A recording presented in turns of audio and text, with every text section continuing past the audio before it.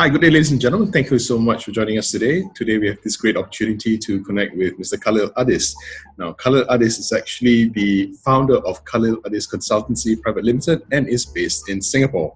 He is an author of 2 books with a potential third one on the way. So, ladies and gentlemen, help me welcome Khalil.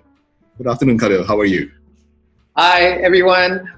Hope everyone is good in Malaysia amid your MCO. Yes, MCO here is really unique. It's actually given Malaysians a new opportunity to self-discover. This time locked away, you get to have a lot of time on your hands. So that's the reason as well that people are looking for content. Khalil, tell me a little bit about yourself and for our viewers as well. So what work do you do and how long have you been doing what you do? I was formerly the editor of Property Report, Southeast Asia. So I was covering the regional property market. Subsequently, I wrote a book, which is my first book, which is called Get It Right, Iskandar. So that was basically the launch pad for me to become a speaker. So after I launched the first book, Get It Right, Iskandar, from Johor, suddenly I started to move up to KL, Penang and beyond. That was because of my second book, which is Property Buying for Gen Y. So I know Malaysians that you are at home right now, stuck with your MCO, but from Singapore here, I want to say a big thank you for supporting my career since day one. Without your support, I wouldn't have this business that I have today. So thank you. Well, how much work do you do in Malaysia compared to how much work do you do in Singapore? Can I just get a sense of what you are doing? Right. Actually, about 70% of my work is in Malaysia, and then the rest, like 30%, from Singapore, from Hong Kong, from London. So I find it a bit strange that I'm headquartered in Singapore, yet I find myself going to Malaysia very, very often. I think, I'm very grateful for that. But at the same time, my friends in Singapore find it strange that, hey, how come that you are in Singapore and then like a lot of, your business is in Malaysia? But I think that's how it's meant to be. I think it's also unique because I think what you're doing is actually leveraging off digital to try and connect all around the world, so you don't have to be physically there to actually get it. So this is truly practicing what we're doing now, but much earlier. Exactly. Leveraging on technology, right? Absolutely. And speaking of technology, I also wanted to draw your thoughts onto the book that I last read, which is Property Investment for Gen Y. Gen Y is very technology savvy. They're very, very in tune with technology. So I just wanted to ask for your opinion with regard to this particular period, what's happening with the global economies now looking at a lot of strong headwinds. Where do you see Gen Ys and the subsequent generations in terms of wealth accumulation and wealth building? I think for Gen Ys, this would be their first major so-called crisis. It's not yet an economic crisis, but it looks like it's going to be an economic crisis. If it's really an economic crisis, it will be the first major one, and it looks like this is going to be the worst since the Great Depression.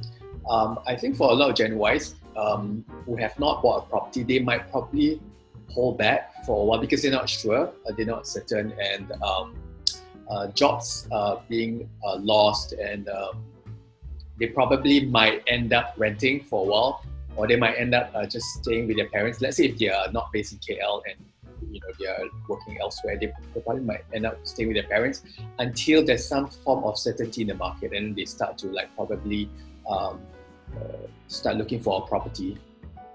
Right. Okay. Yeah. Do you foresee that? I think Singapore has gone through the SARS much earlier. I think about 12 years ago. Yes. Is there any similarity that you see between then and now with COVID? SARS was that the great thing about SARS was that our government learned very, very quickly, and from there we developed a standard operating procedure. If a similar epidemic were to happen in Singapore, what can we do to mitigate that? And this is why you see how Singapore has responded very fast, quick, and very efficient way of doing it. But unlike SARS was like a short period of time, and then economy went back to normal. But what we're seeing right now, and we were just talking about this, Ernest, is that we're seeing the first wave, which is coming from Wuhan, China, and then the second wave, which is coming from returning Singaporeans, and then you don't know what's going on because this is still a relatively new disease. So it's a very scary time to live. But at the same time, you just hope that things will get better. Even our Prime Minister has gone to address this to assure Singaporeans. But every day it's changing, and people are practicing social distancing. Today I just went down to the mall, and then for the first time in the mall, you had to get a queue number because they now limit the number of people who enter the mall. Wow. Okay. Yeah. And when you take public transport, when you take the train in Singapore, even a single sneeze, even a single cough, people look at you like as though like there's something wrong.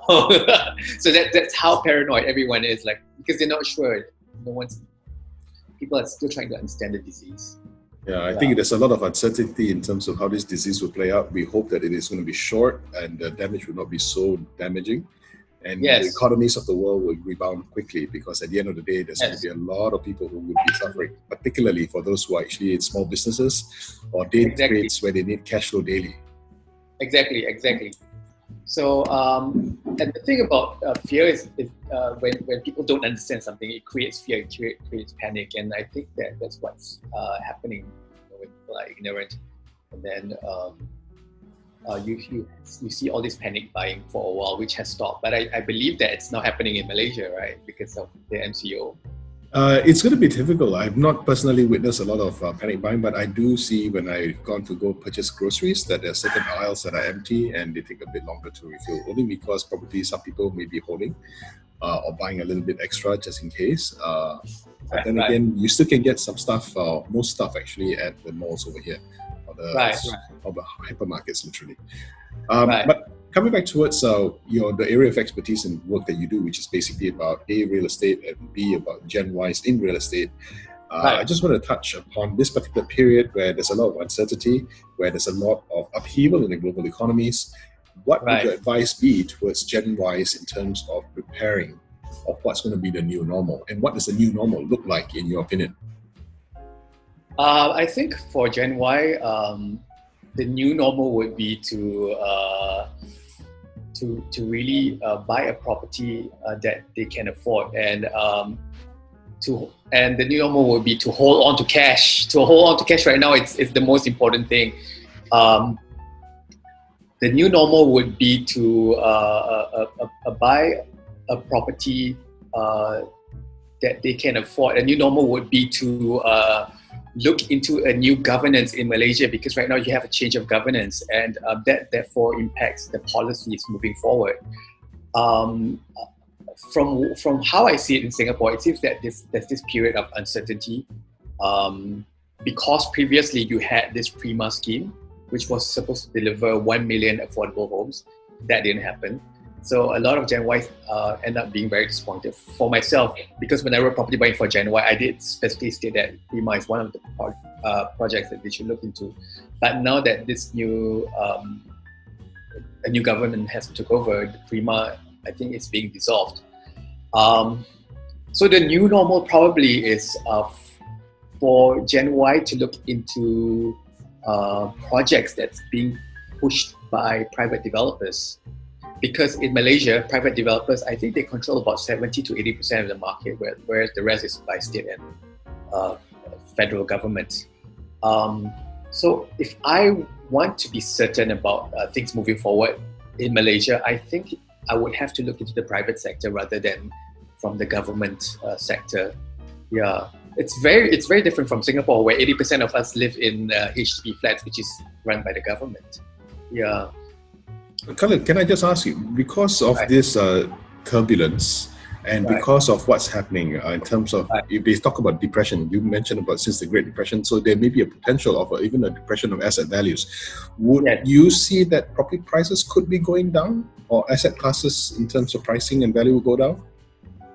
Yeah, because usually when we bring in an economic crisis, for example, the recent one, which is in 2008, economic crisis, when that happened, what we saw in Malaysia was that property prices, they went down by between 15 to 30%.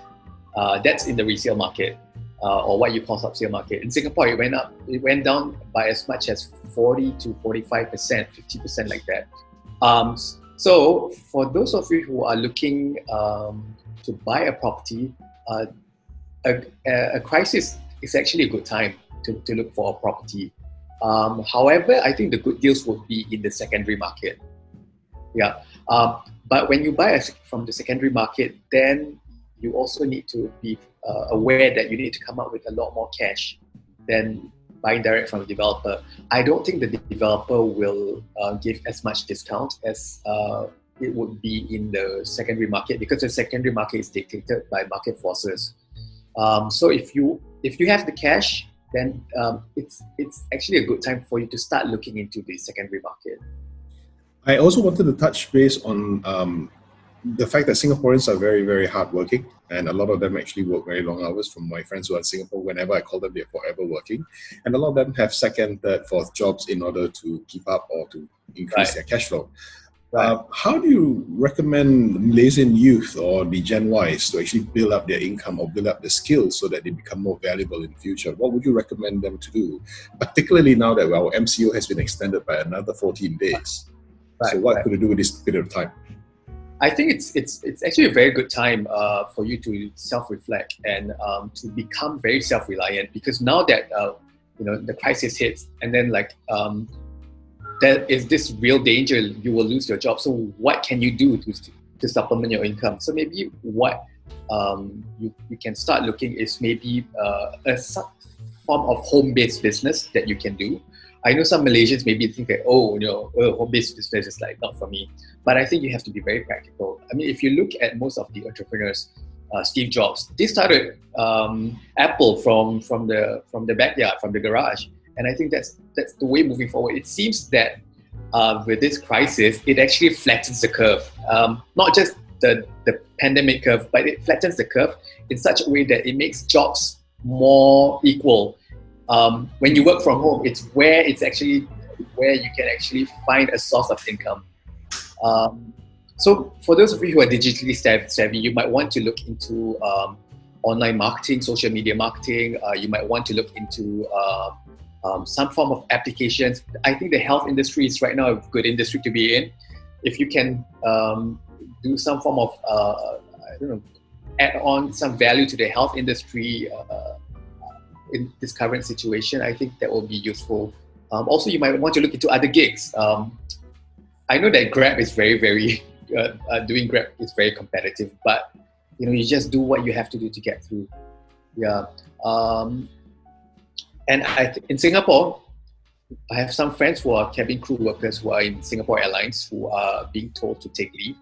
They are now part-timing. They are doing car washing, whatever it takes to bring the bacon home, so to speak. I think the thing is this, that we should not be shy to take on any odd jobs during this difficult time. So the first thing is to diversify your opportunities, leverage on technology. Number two, do any kind of job that you can find right now to supplement your income. And number three is take advantage of whatever courses that you have, books, educational books to upgrade your skills, because once the market recovers, you will be fully equipped and you will be able to withstand another crisis with all these self-reliant skills that you have learned along the way. Well done. I don't know whether that's a mouthful. Well, it definitely shows that staying static and not doing anything is not the thing to do. It also shows that if you don't upgrade and take the opportunity for this MCO period to upgrade yourself is also not the thing to do. Yes, that's right. Excellent. Yeah. Can I just ask you with regard to your opinion in terms of not just Gen Y, but the generation after Gen Y, the ones who will be neck deep in this new normal, what would you recommend and suggest in terms of asset building through real estate? Do you still see this also applicable for the generation after Gen Y? Yeah, I mean, property is a perennial. It's a good investment. If you had invested like 20 years ago, you would see the returns double or even triple.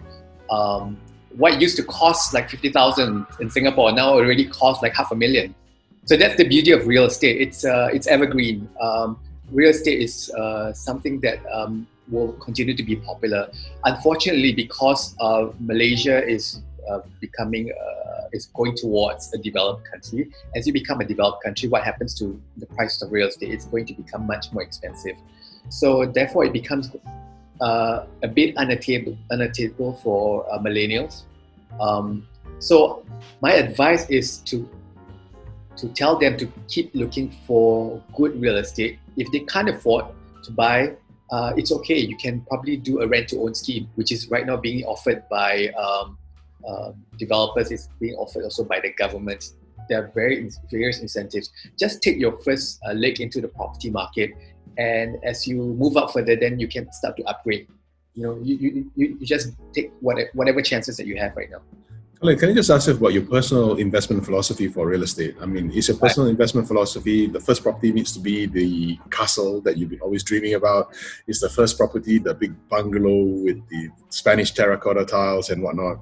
Where do you start? I mean, what do you start buying? The most affordable with the greatest room for capital appreciation. That's the $1 million answer, right? If you want that castle, sure. But that would be your second, third property. Once you already realize that gain from your first property, then you start to upgrade. Yeah, that's how you move up the property ladder. Yeah. So it's never buying the top of the line first, but you move up towards it.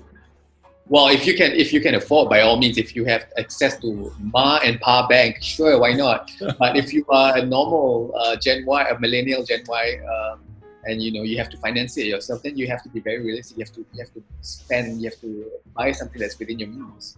Okay. Yeah, and there's no shame in that. So in Singapore, which I think is a little bit further ahead in terms of property ownership compared to Malaysia, because it's a smaller location and prices have actually gone up very high. Is property investment, not first home ownership, but is property investment, the subsequent property, is that a popular thing amongst the citizens of Singapore in the age group, or say Gen Y age group, to buy more than one? I think it depends on whether they can afford it. If you are familiar with the property market in Singapore, property prices are so expensive. A HDB flat, it used to be hovering about $1 million. That's about 3 million ringgit. So some of the young generation, what they do is that if they have extra cash, then they would upgrade from a HDB to a private property. So that means they either rent out the HDB or they rent out the condominium. So they have a passive income every month. Or if they're a bit tight, what they do is that, and this is quite common, once the HDB flat achieves the 5-year minimum occupation period, they then upgrade. They then sell the property and then they upgrade to either another HDB, executive condominium, or they buy a private property. So they upgrade upwards, so with only one property. Right, but given the chance, they would definitely want to upgrade to having more properties because of the passive income that you were talking about just now. Yes, that's right. Okay. Yeah. So coming back to Malaysia, since you've also done a lot of work in Malaysia, where do you recommend in Malaysia, because it's such a big state, or you have the west side and the eastern side, where in Malaysia would actually strike your attention or your interest? I think right now the growth area seems to be towards southern Kuala Lumpur, towards Seremban, Nilai area. Because Kuala Lumpur is already very expensive, it's already very developed. In the southern part of KL, which is Seremban, Nilai, you still have upcoming infrastructure projects which has been announced by the previous government, Malaysia Vision Valley. But I believe that's been renamed as MVV 2.0. Yeah, so that's going to come up in the next 20 to 30 years. So that's where the potential would be. That's where it would be like KL 20 to 30 years later. Yeah. So it's a bit ulu right now. You probably don't see the potential, but that's where it is according to the master plan that's already been laid out by the government. I just hope that the HSR, all this infrastructure project, will proceed as it was planned, because all this infrastructure project will act as property boosters along real estate along the lines Yeah. I know you're also doing a lot of work with regard to the transit lines and how the property prices are actually going to be affected. And I think that's probably some of the basis of your third possible book, which I know that you're still under wraps. But just as a gist, I mean, what's your thought on properties along these lines? Are they good investments, bad investments? Are they troublesome investments? What's your thought? Well, generally, properties along this line, before Klang Valley MRT line was completed, your MRT line 1, properties there were actually affordable. But after that, when private developers started to acquire a land parcel, it became very, very unaffordable for first-time home buyers. So unfortunately, they missed the boat. It's actually a good investment to start looking at properties near the MRT line because or near any train lines, because of the traffic congestion that you have in KL. It's no longer sustainable for for each household to have a car. Commuting is the way to go, and now with Grab and then with Gojek, it's actually quite easy for you to maneuver around KL or Greater KL. However, then that comes the affordability issue. Now, if you want to buy a property along Klang Valley, Sungai Buloh, MRT line 1, it's completely unaffordable. So maybe what you want to look into upcoming train lines, for example, the MRT line 2, which is right now being constructed. Or you might want, if you're a bit ambitious, I know that some of you have invested in the HSR and then it got cancelled and then it got postponed and then now it's like probably it's going to move forward. So maybe you might want to look into that as well, because generally if you buy a property along infrastructure project we're talking about train lines, we generally see the properties there are transacted at a higher price in the resale market. And as a property owner, this is what you want. If you want to upgrade, you want it to fetch a higher price. Definitely. Great. I really thank you for sharing these thoughts, and I know that I asked you to reveal a little bit about the book that you're already thinking about. So I hope that all the listeners and viewers today will be looking out for the book when it does come out, and I'm very happy and I'm very excited when it does. So I'm going to see what I can do to help you as well, Khalil, to make sure that the book comes out. Yeah. Yes, we've made our bro promise. So we'll catch up to your MCO. We can go and have teh tarik and kopi. Yes. Now I have to ask you a very personal question. Yes. If there is an MCO in Singapore, how do you think you're going to spend your time? If there is, I'm not sure if there will be, but if there is in Singapore, how do you spend your time? Or how do you plan to spend your time? All right. I'm actually quite an introvert person. So actually, MCO is not a problem for me. I actually like a lot of alone time. So how I will spend my time is I will do a lot of reading, which I have been doing anyway, reading, upgrading my skills, trying to find new income streams. Like for example, in case that this downturn that happens right now, then what are the other income streams which can help me in my business?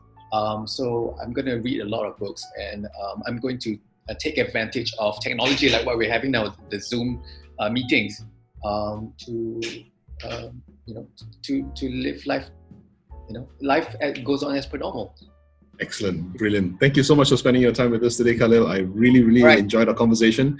More importantly, I enjoyed your tips and views. Very, very interesting. And I really look forward to actually sharing more ideas and tips that you will share with our Gen Ys in Malaysia and subsequent generations on how they can take advantage of growing their personal wealth through real estate. Thanks again so much, Khalil. Likewise, and #duduk di rumah. Duduk di rumah. That's right. Thank you so much. Take care. Bye-bye. Okay, bye-bye. Bye.